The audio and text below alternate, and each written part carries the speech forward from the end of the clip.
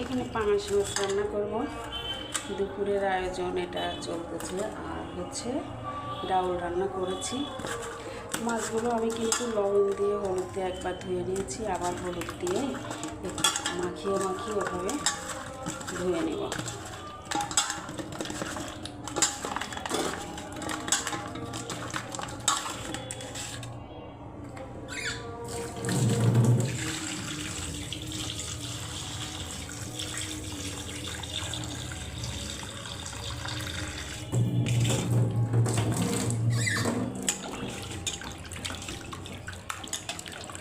হলুদ দিয়ে ধুয়ে নিলে গন্ধটা একটু কম লাগবে। যে কোনো মাছেরই মাছ ধোয়ার পরে একটু হলুদ দিয়ে আলাদাভাবে ধুয়ে নিতে হবে।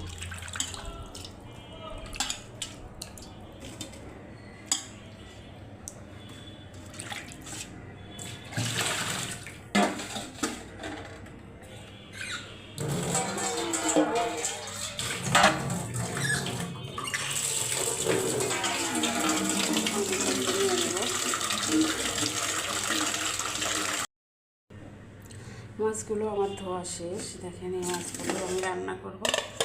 এই যে এখন লবণ হলুদ দিয়ে মাখিয়ে নেব। লবণ আর হলুদ আর অল্প একটু শুকনো মরিচের গুঁড়া দিয়ে মাছটা মাখিয়ে নিচ্ছি।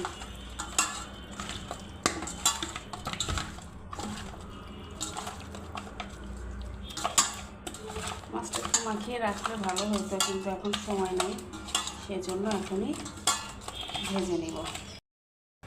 মাছগুলো দেখেন এভাবে মাখিয়ে রেখেছিলাম একটু, এখন দিয়ে দিচ্ছি।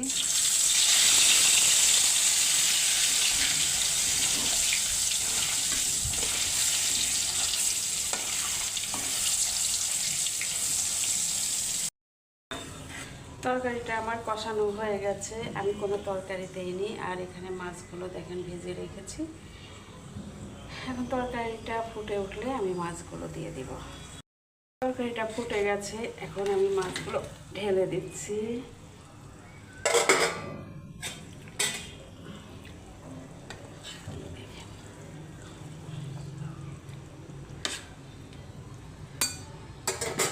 এখন ঢাকনা দিয়ে ঢেকে দিব।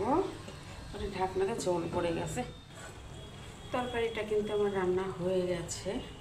এখন আমি ভাজা জিরার গুঁড়া দিব।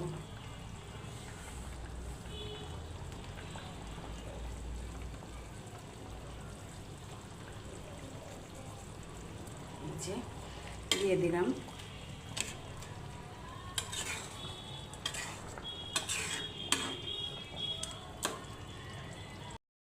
তরকারিটা এখনো ফুটতেছে আস্তে আস্তে, কিন্তু জাল বন্ধ করে দিয়েছি। তরকারি রান্না আমার কমপ্লিট হয়ে গেছে। আজকে দুপুরে ডাল আর হচ্ছে এই পাঙাশ মাছ, আর গতকাল মুরগি রান্না করেছিল। মুরগির অল্প একটু রয়েছে, যদি খায় তাহলে খাবে, না হলে মাছ দিয়ে খাবে। তো এই ছিল আজকে আমার দুপুরের রান্না বান্না।